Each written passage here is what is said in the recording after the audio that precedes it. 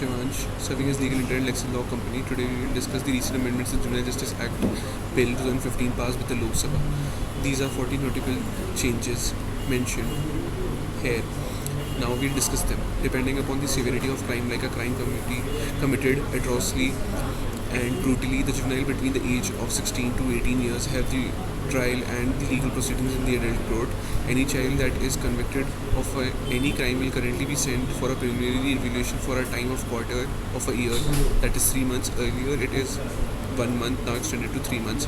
Another clause on fair trial is included under the evaluation of assessment period will investigate the special need of the child under the child-friendly atmosphere. The child will not go through any form of disqualification or elimination in education or job due to being guilty of any crime under the Act. The guilty records shall be ruined after the completion period of appeal, except in the case of atrocious crime. The time period to rethink the decision of adoption is changed from 1 to 3 months. The aftercare of a child shall be unrestricted to 1 month in institutional care.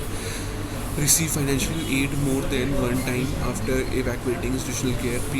Priority for disabled children in interstate adoption. Increase in the time period for left alone children kept under observation in child care facility from 30 days to 60 days. In the case of an inevitable situation, it will not be considered purposely or willfully giving up the child by biological parents.